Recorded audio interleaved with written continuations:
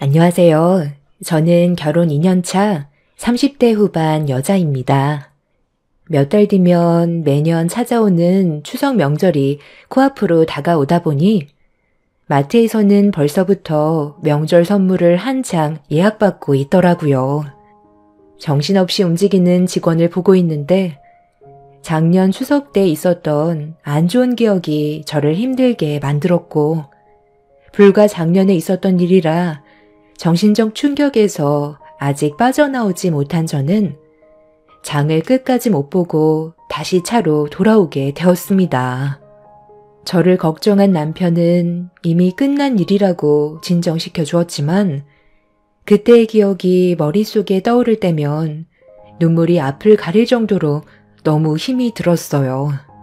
작년 추석 처음 명절 때 걱정과 기대를 가지고 시댁을 가게 되었는데 이미 저보다 먼저 도착해 있던 두 형님을 보고 반갑게 인사를 했지만 분위기가 상당히 안 좋아 무슨 이유 때문인지 몰랐던 저는 상황 파악을 하기 위해 형님들 표정을 살폈고 왜 저에게 날카로운 시선을 보내는 건지 알 수 없었던 저는 조심스럽게 둘째 형님한테 제가 실수한 게 있는지 물어봤었어요. 저를 빤히 쳐다보던 둘째 형님은 머리도 나쁜 게 눈치도 없다면서 갑자기 막말을 퍼부어대며 화를 냈어요. 당황해서 아무 말도 못하고 있자 큰 형님이 자리에서 일어나더니 주방으로 들어갔고 둘째 형님이 서둘러 뒤따라 들어가자 저도 눈치를 보면서 들어갔는데 큰 형님이 손으로 가리키고 있는 곳을 보는 순간 입을 다물지 못했어요.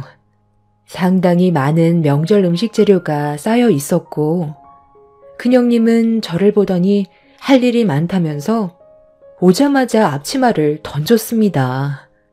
그때 당시 남편은 시댁에 오자마자 아주버님들이 어디로 데려갔어요.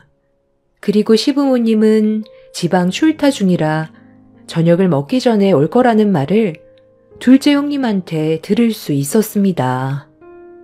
동서가 결혼한 지 얼마 되지 않아서 아직 감이 안 잡히나 본데 매번 명절 때마다 항상 이 정도 양은 기본적으로 하거든.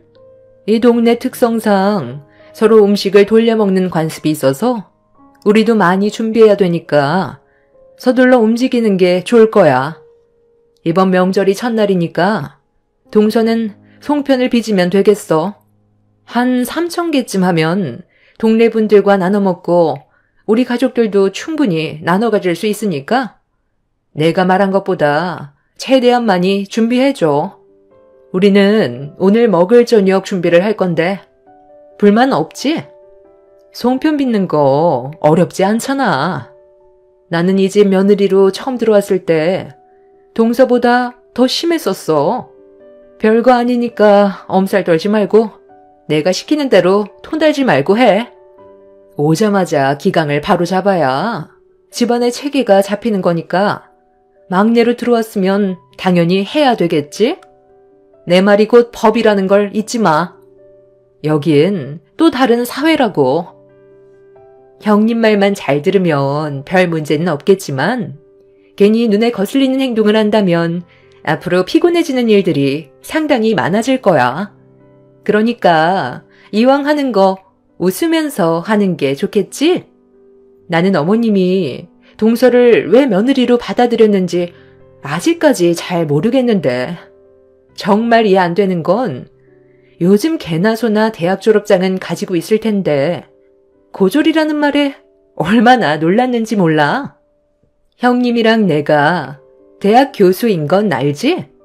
대화가 안 통하는 걸 떠나 섞이는 게 문제가 된다는 거야. 동서만 고졸이지 우리 집안 식구들 전부 다 대학은 나왔다고. 집안이 못 사는 것도 아니라던데 무슨 사정이라도 있었어? 고졸에서 멈춘 이유가 있을 거 아니야. 제가 하고 싶은 일을 하려고 고등학교까지만 졸업했는데 그게 잘못된 거라도 있는 건가요? 저는 지금까지 살면서 문제가 된다고 생각한 적 단 한 번도 없는데요. 형님들이 원하는 대학 교수 직업을 선택했던 것처럼 저 또한 제가 하고 싶은 사업하면서 원하는 삶을 살고 있는데 그게 그렇게 중요한가요? 요즘 시대에도 고졸, 대졸 따지는지 몰랐는데 제 주위에 대학 나온 애들만 봐도 전공을 살리기는커녕 본인이 하고 싶은 일이 아니라 먹고 살기 위해 어쩔 수 없이 다른 직업을 택하는 경우가 대부분이더라고요. 하지만 저는 고등학교 졸업하자마자 제가 원하는 사업을 했고 대학 나온 애들보다 안정적으로 자리 잡아 잘 살면 그걸로 된 거 아닌가요? 형님들은 결혼 후 저를 어떻게 해서든 잡아먹으려고 이를 갈고 있었어요. 사회 경험이 많았던 저로선 형님들이 하는 행동을 보고 딱 알 수 있었죠. 송편을 3,000개나 만들라고 할 때부터 말이 안 되는 거였어요. 곧 저녁 준비를 해야 되는데 저 혼자 그 많은 양을 만든다는 건 무리가 있었고 제가 어떤 반응을 보일지 떠보려고 일부러 무리한 요구를 한다는 걸 알 수 있었습니다. 저는 더 이상 대학 교수인 형님들과 대화조차 섞고 싶지 않아 아무 말 없이 송편을 빚고 있었어요. 솔직히 까놓고 보면 시댁 집안에서 제가 제일 능력 좋고 훨씬 많은 돈을 벌고 있는데 형님들이 대학 운운하면서 무시하는 게 어이가 없었습니다. 잘난 사람일수록 오히려 숨기기 마련이지 잘난 척하는 사람들 보면 딱 거기까지밖에 없더라고요. 그렇다고 부러운 삶을 살고 있는 것도 아니죠. 형님들도 저보다 능력은 없는데 내세울 게 교수라는 직업 하나로 지식이 좀 많다는 걸 어필하고 싶어서 그런가 보다 생각하며 그런 행동들이 어쩔 때 보면 철없어 보여서 상대를 하지 않으려 했어요. 그런데 굽신거리면서 형님들한테 먼저 기어들어가지 않는 제가 마음에 안 들었던 형님들은 묵묵히 일하고 있는 저를 또다시 건들기 시작했어요. 송편 빚는 걸 어렸을 적 부모님과 잠깐 해본 이후 처음이라 이쁘게 만들지 못하고 있었는데 그걸 그냥 지나치지 못한 형님들은 또다시 저에게 말을 붙여왔고 제가 무시하면서 송편만 빚고 있자 기분이 상했는지 자기들 말 무시하냐면서 힘들게 만들어 올려놓은 송편 쟁반을 엎어버렸어요. 동서, 지금 내 말 무시하는 거야? 내가 방금 뭐라고 그랬어? 좀 더 신경 써서 만들라고 했잖아. 내 말이 안 이꼽게 들렸니? 나랑 한번 해보자는 거야? 송편 좀 제대로 만들라고 했던 게 그렇게 마음에 안 들었어? 그리고 왜 아까부터 계속 내 말을 무시하는 건데? 동서가 밖에서 잘 나가는 거? 여기선 아무 쓰잘모리 없어. 내 말을 안 들으면 앞으로 남은 인생이 힘들어질 뿐이라고. 좀 전에도 내가 분명 좋게 얘기했었는데 벌써 까먹은 거야? 붕어 대가리니? 고졸이라서 뒤돌면 까먹는 거냐고. 벙어리도 아니면서 왜 아무 말도 못해? 동서는 오늘 2층 보조주방에서 송편 3,000개 전부 다 만들지 못하면 내려올 생각 조금도 하지 마. 그러니까 알아서 기는 게 앞으로 생활하는데 편하다고 했잖아. 왜 이렇게 말귀를 못 알아들어? 고생을 사서 하는 거 보니 동서도 참 답답하다. 아까부터 고졸고졸 하는데 그러는 교수님들은 뭐 얼마나 잘났다고 지금 저를 무시하는 거죠? 제가 이 집안 막내 며느리로 들어왔어도 이런 식으로 저한테 함부로 대하는 건 문제가 있다고 생각하는데요. 왜 그러는지 충분히 이해하고 있으니까 그만해요. 제가 형님들 대우를 안 해줬나요? 시키는 거 묵묵히 하고 있고 물어보는 질문 외엔 조심하려고 입도 뻥끗 안 하고 있는데 뭐가 그리 마음에 안 들어서 저를 막대하는 건데요? 저 감당할 수 있겠어요? 제 말이 끝남과 동시에 첫째 형님은 옆에 있던 소쿠리로 갑자기 제 머리를 내리쳤어요. 형님이 하는 말에 불만을 가졌다며 화를 가라앉히지 못하고 있었고, 저는 첫째 형님한테 머리를 한 대 맞고 어이가 없어서 헛웃음까지 나왔습니다. 아무리 생각해봐도 이건 정말 아닌 것 같았거든요.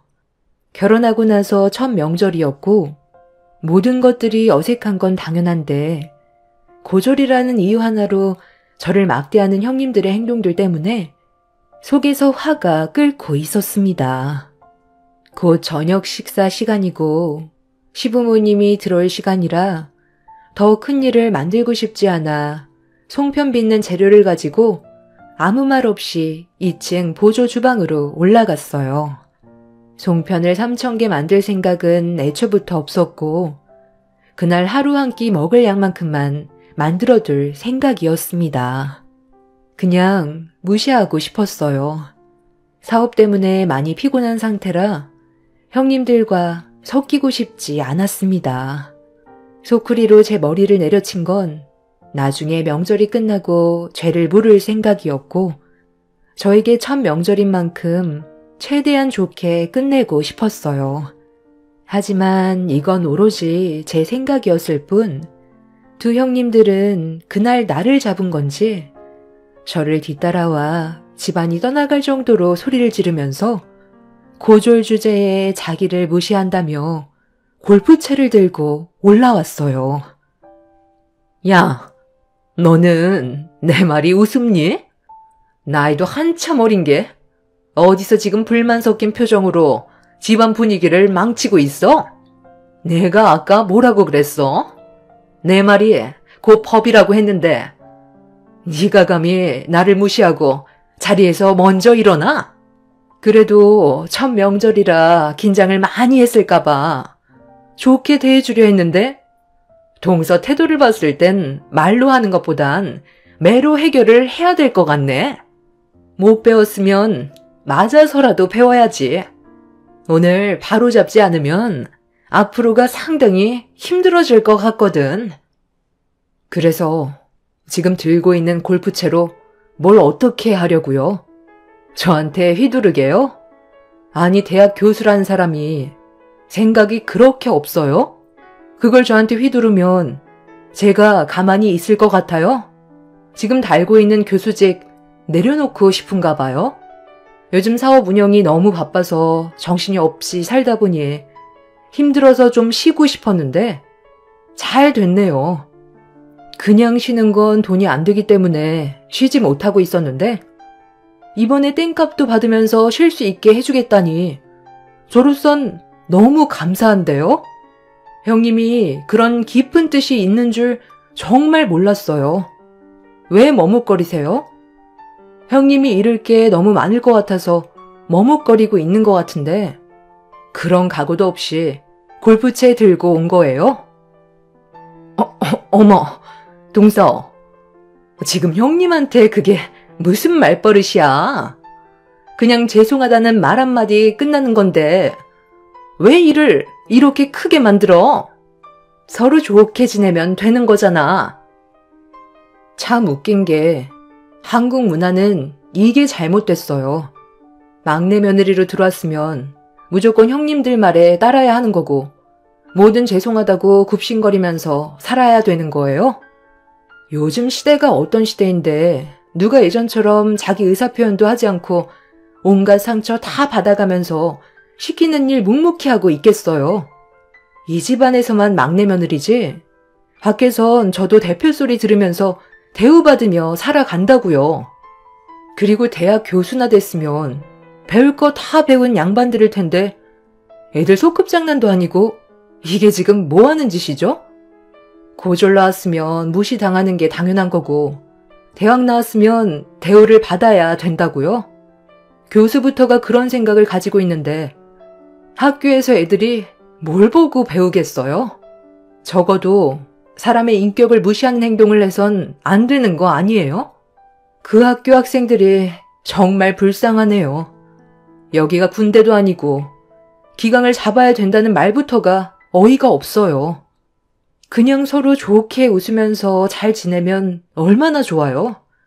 이렇게 서로 얼굴 붉히고 있다가 시부모님 오시면 집안 분위기 감당할 수 있겠어요?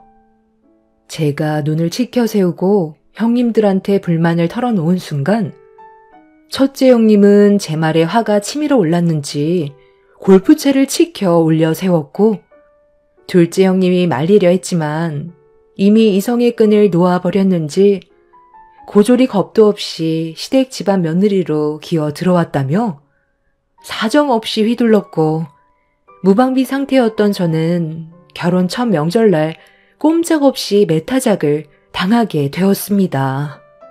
첫째 형님의 충격적인 행동에 놀란 저는 비명을 질렀는데, 그 순간 뒤에서 버럭 소리를 지른 시모의 목소리가 들려왔어요. 지금 이게 뭐하는 짓들이야? 너네가 막내 며느리는 첫 명절이니까 모르는 게 많은 건 당연한 거니? 잘 좀 가르쳐 주려고 몇 번이나 부탁했었는데 이게 지금 무슨 일이지? 왜 막내 며느리한테 골프채를 휘두른 건데?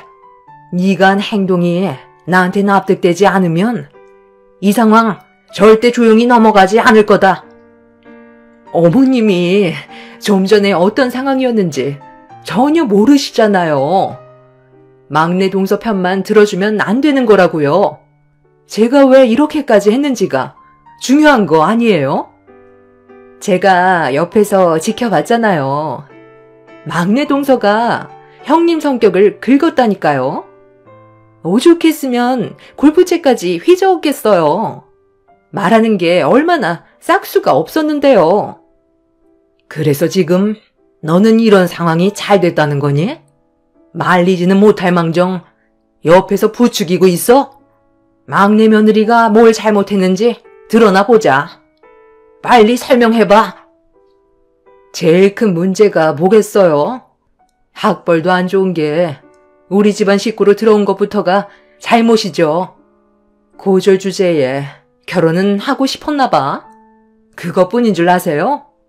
제 말을 무시하는 행동까지 보였다니까요. 손이 사람이 얘기하면 깍듯하게 고개 숙이고 들어와야 되는데 잘난 것도 하나 없는 게 고개를 치켜들고 있잖아요. 제가 옆에서 봤는데 어머님, 막내 동서 하나 때문에 조용히 잘 지내고 있던 우리 집안 문제 생기면 안 되잖아요. 다른 며느리 드리는 게 좋지 않겠어요? 네가 제일 나빠. 중간에서 좋게 해결 볼 생각을 해야지. 한쪽 편만 들면 오히려 더 심각해진다는 거 모르니? 그리고 고졸이 뭐 어때서? 내가 며느리로 받아줬는데 니들이 뭔데 이래라 저래라야? 너희가 시임이라도 되니? 학벌이 안 좋으면 이런 식으로 함부로 대해도 된다는 거야? 교수인 너희들은 학생들에게 그렇게 가르치니? 고졸인 사람들은 무시해도 된다고 그렇게 가르치냐고? 왜 묻는 말에 대답을 못해? 너희들 정말 그런 식으로 교육하는 거야? 그게 잘못된 건 아니잖아요. 집안 능력이 부족해서 대학 못 나오는 거? 그거 다 옛말이에요. 요즘 자기가 조금만 부지런히 움직이면 대학교 정도야 충분히 졸업할 수 있다고요. 그게 무슨 뜻이겠어요? 한마디로 게으르다는 거잖아요. 그리고 고등학교 때 놀고 먹었으니 들은 지식도 없어서 대학 가봤자 애들과 어울리지도 못할 것 같으니까 생산직에나 뛰어들고 한평생 공장에 처박혀서 남은 인생 노동만 죽어라 하다가 급에 맞는 사람 만나 결혼해서 쥐질이 궁상처럼 살겠죠. 그래서 최소한 대학은 나와야 대우를 해주라고 그렇게 애들한테 교육하고 있는데 제 교육 방식이 틀렸다고 생각한 적 단 한 번도 없어요. 너 지금 그걸 말이라고 하니? 어떻게 그런 정신 상태로 교수를 하겠다는 거야? 네가 생각하는 그런 기준으로 애들을 주입시키면 얼마나 안 좋은 영향을 끼친다는 거 몰라? 개개인마다 사람들이 생각하는 모든 것들이 다르고 여러 가지 상황들이 있는 건데 너부터가 사고방식이 잘못됐는데 교육받는 학생들이 제대로 성장할 수 있겠어? 그렇게 따지면 너는 뭘 얼마나 대단한데? 대학 교수인 거 말고 뭘 내밀 수 있냐는 거야? 막내 며느리가 우리 집안에서 제일 능력이 좋은 건 알고 있니? 고등학교만 졸업했는데 번듯한 회사 만들어서 대표 소리 듣고 있다. 이 집구석에서 이런 대우받을 사람이 아니라는 거야. 썩어 빠진 너희들의 정신상태 내가 오늘 바로 잡아주마. 너희들 당장 따라 나와. 내가 없는 사이에 감히 이런 일을 저질러? 너희들 오늘 아주 그 말 쏙 들어가게 해주마. 시모는 저보다 더 흥분을 가라앉히지 못하고 있었어요. 그 사이 남편과 아주버님들이 집으로 들어왔고 쑥대밭이 되어 있는 집안을 보자마자 사색이 된 얼굴로 쓰러져 있는 저를 부축해 주었습니다. 남편은 어떻게 된 일이냐고 물어보길래 상황을 설명해 주면서 힘겹게 몸을 일으켰어요. 남편은 형님들의 이해할 수 없는 행동들에 분노했고 가만두지 않겠다며 난리치는 거 아주버님들과 시부가 힘겹게 말리고 있었어요. 남편과 아주버님들은 알고 보니 첫 명절날 서로 좋은 추억 만들고 싶어 시장에서 특별히 주문한 케이크와 여러 가지 먹을 걸 사왔었는데 즐겁고 행복할 것만 같았던 그런 그림은 이미 산산조각이 나버린 상태였죠. 시모는 형님들을 데리고 뒷마당으로 가더니 소농장에 멈춰 세웠어요. 그리고 본인들이 저지른 잘못에 대해 저에게 진심을 다해 용서를 구하지 않는다면 그날 조용히 넘어가지는 않을 거라고 화를 냈습니다. 하지만 두 형님들은 저에게 용서를 구하는 건 자존심이 허락지 않았는지 아무 말도 하지 않고 있었어요. 아니 왜 저희들한테만 그러세요? 막내 동서가 처음부터 처신을 잘했다면 이런 일은 없었을 거라고요. 얼마나 따박따박 말대꾸를 했는데요. 동서한테도 잘못된 행동에 대해 추궁해야 되는 거 아니에요? 내가 지금 어디를 다녀왔는 줄 알아? 요양병원에 계시는 시어머니 뵙고 왔다. 막내 며느리는 우리 집안 식구로 들어온 지 얼마 되지도 않았는데 명절 전에 벌써 다녀왔다더라. 이제 기력도 많이 떨어졌는지 오늘 내일 하시는데 너희들은 바쁘다는 핑계로 얼굴 한번 보여준 적 있니? 막내 며느리는 사업 때문에 쉴 시간이 없는데도 시간 될 때마다 요양원을 다녀갔다더라. 그것뿐인 줄 알아? 자기 친할머니도 아닌데 잘 좀 봐달라고 요양원에 근무하신 분들한테 먹을 거며 선물 같은 것도 지속적으로 제공해 줬다는 말에 내가 얼마나 미안했는지 알아? 우리 가족들조차 신경 쓰지 못한 것들을 막내 며느리가 챙겼다. 너희들은 그동안 뭘 했는데 명절날 놀고 먹기만 하고 요양원에 한번 가자고 하면 이 핑계에 저 핑계 대면서 귀찮아하는 거 다 알고 있었지만 그래도 지금까지 아무 말도 하지 않고 있었다. 너희들 사정도 있으니까 이해하려고 노력했어. 그런데 오늘 일은 도저히 조용히 넘어갈 수 없을 것 같구나. 마지막으로 기회를 주는 거니까 당장 막내 며느리한테 잘못한 부분에 대해 용서를 구하고 특히 큰 며느리 넌 손이 발이 되도록 빌거라. 콩밥 먹고 싶지 않으면 당장 싹싹 빌라고.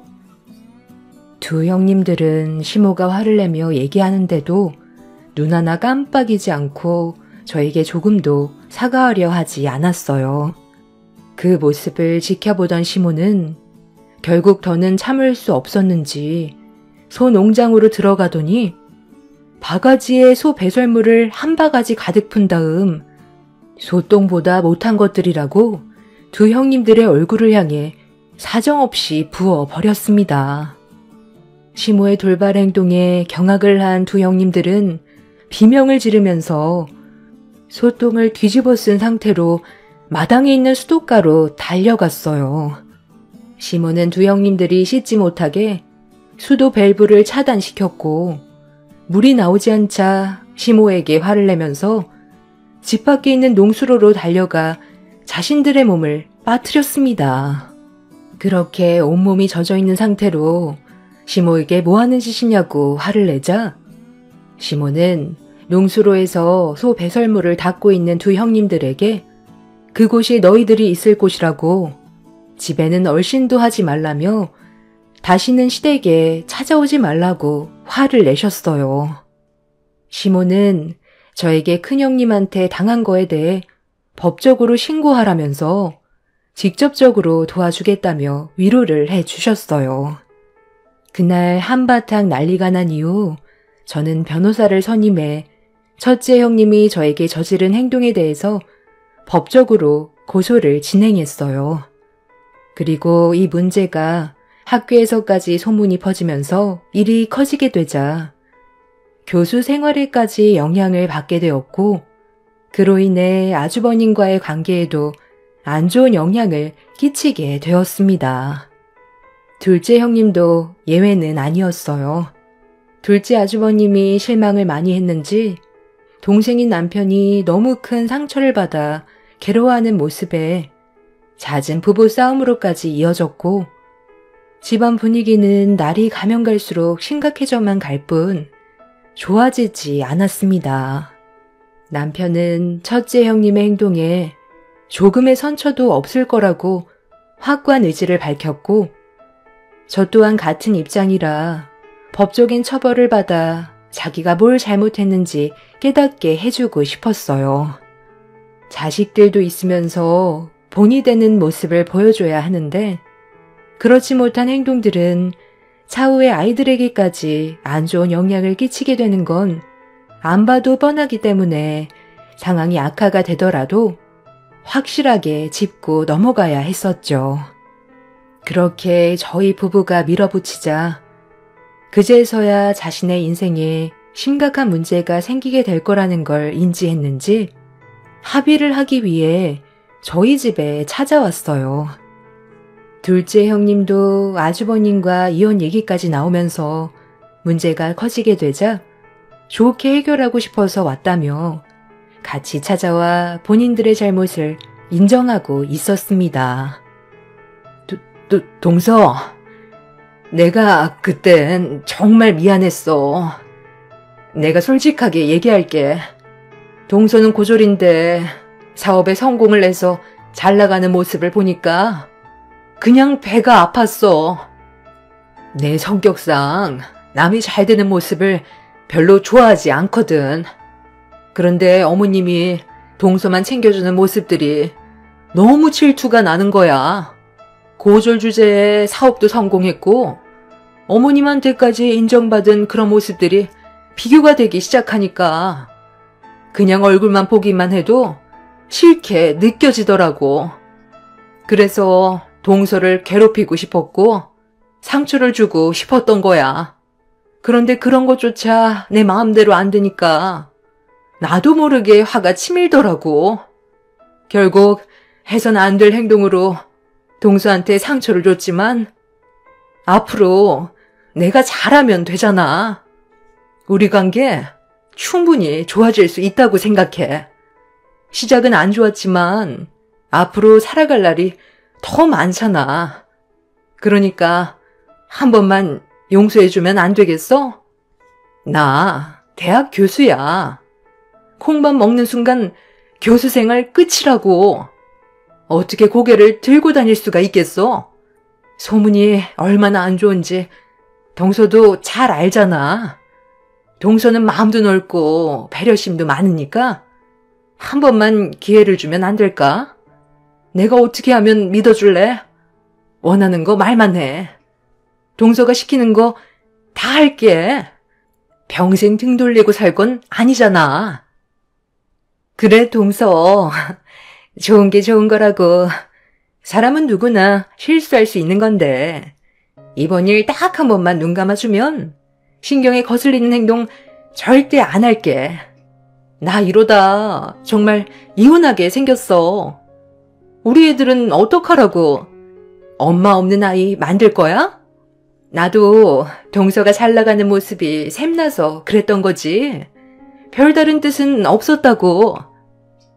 두 형님들은 저희 집에 찾아와 좋게 해결보길 간절히 원했지만 제가 받은 상처가 너무 컸던 터라 그 자리에서 형님들의 잘못을 덮어주기란 힘이 들었어요. 그리고 남편이 워낙 심각하게 나와서 좋게 해결볼 수 있는 상황은 아니었죠. 거기에다가 저희 부부만 이 문제에 개입이 되어 있는 게 아닌 시부모님도 화가 많이 나신 상태라 단시간에 모든 게 정리가 될 수는 없었어요. 제 결정이 제일 큰 부분을 차지하겠지만 한 번 받은 상처는 쉽게 아물지 않았습니다. 샤워할 때 보면 몸에 남아있는 그때의 상처들이 저를 정신적으로 너무 힘들게 만들었거든요. 결국 첫째 형님은 예정대로 고소를 진행하게 되었고 둘째 형님은 아주버님한테 이혼만큼은 절대 안 된다고 매달려서 현재 벌거 중에 있습니다. 첫째 형님은 현재 징역 1년 6개월을 선고받았어요. 그때 당시 몰랐었는데 제 몸에 새 생명이 자라고 있다는 걸 뒤늦게 알 수 있었고 이 사실을 알게 된 이후 첫째 형님의 형 집행이 더 길게 나오게 되었죠. 큰 아주버님도 정신적인 충격이 상당했는지 현재 이혼을 준비하고 있습니다. 아이들한테도 좋은 영향을 끼치지 못할 것 같아 이혼하는 쪽으로 거의 기울게 된 것 같아요. 아마 출소하면 바로 서류에 도장 찍고 갈라설 것 같네요. 이제 얼마 남지 않은 추석 연휴 어떻게 보내야 할지 모르겠어요. 시댁에 가면 작년에 있었던 일들이 떠올라 많이 힘들까봐 고민 중에 있습니다. 아직 2달 남았으니 좀 더 생각해 보려고요. 지금은 태어난 지 얼마 안 된 건강한 제 아들한테만 신경 쓰려 합니다. 시간이 지나면 제 아픈 기억들도 머릿속에서 어느 정도 정리가 되겠죠. 다 똑같은 사람인데 학벌이나 집안 문제로 차별하는 그런 일은 더 이상 없었으면 좋겠어요. 여러분들의 가정에는 서로 배려하고 아끼면서 행복한 가정을 유지하셨으면 좋겠습니다. 제 사연 들어주셔서 감사합니다.